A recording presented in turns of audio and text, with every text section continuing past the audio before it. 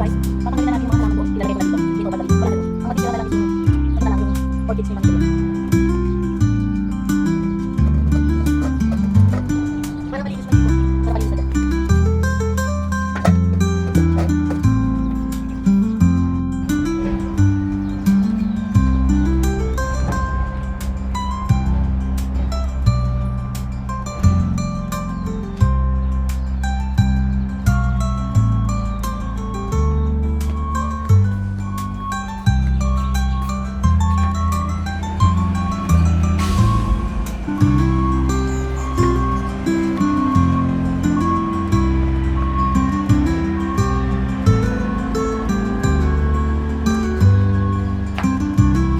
Guys, so meron akong itinanim na nagpunla ako dito ng yung pag naglalakad ako sa sa trail, meron akong nakita doon na orange na na halaman, ang ganda-ganda.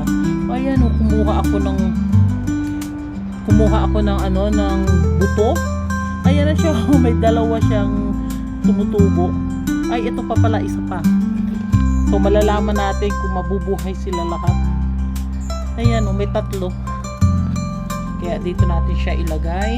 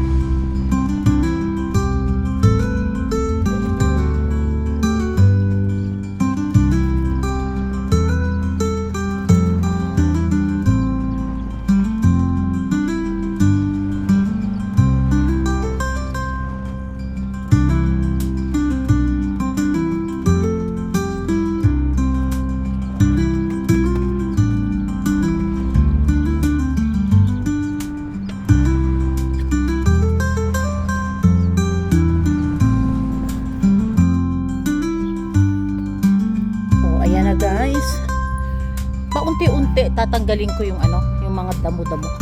Ang ginawa ko guys, dito sa aking, diba dati, yung mga yan, magkakatabi yan doon. Ginawa ko, hiniwalay-hiwalay ko na. Ayan, bawat corner, nalagyan ko na. Diba? Mas maganda pa ngayon. Ganyan, meron siyang isa doon. Tapos ito, pag lumaki, ayan. Tapos ito naman. Pero itong dalawan to, yan lang yan. Hindi ko naalisin yan.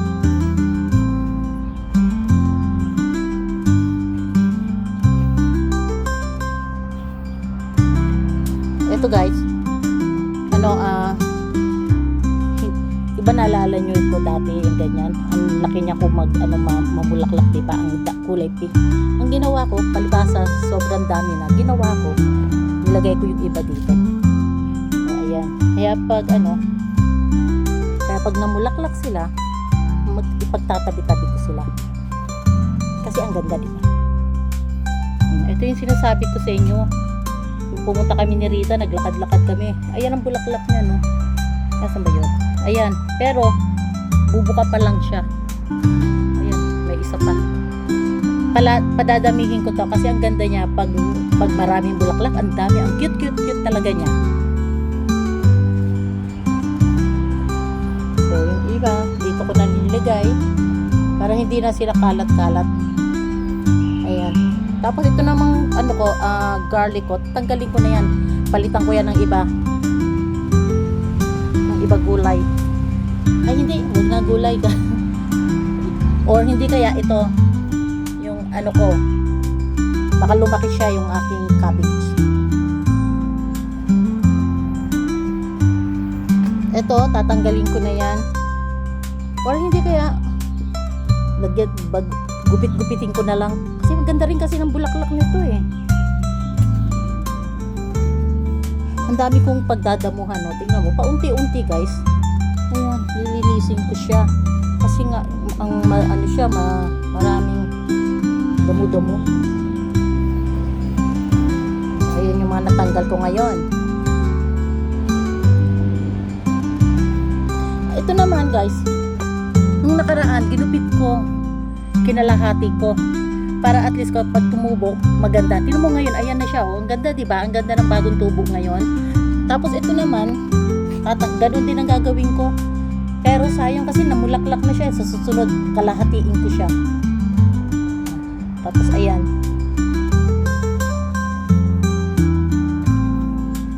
Diba dati meron akong doon, anong tawag doon, yung lemongrass. Inalis ko na. Nilagay ko na lang yung mga cactus ko dyan ko nilagay sa likod. Ang dami ko talaga lilinisin. Oh, grabe. Yung iba nalinis ko na. Ito talaga ang pinaka-exercise ko. Nag-garden ako. Kaya itong si Doris Garden, lagi ko yan talaga papagandahin.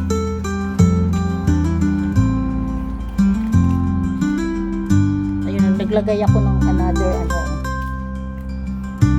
yung sa hindi ko alam kung anong pangalan ng na yan, ang halaman na yan. Tapos ito yung sinasabi ko, yung aking lemongrass. Ayan tinanggal ko yung mga tapos dyan ko na lang nilagay.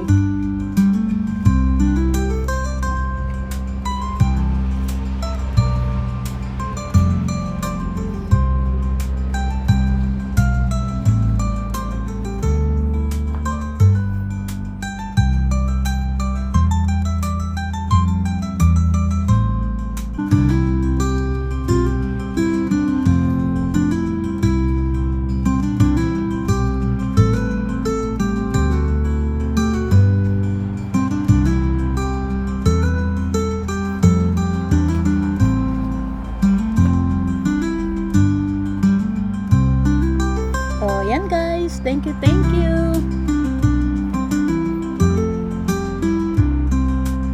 Thank you sa panunod po ninyo sa Mami Doris Sarong Vlog. Maraming salamat po.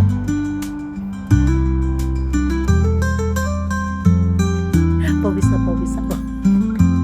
Thank you guys sa panunod po ninyo lagi sa aking mga vlog. vlog. Maraming salamat po.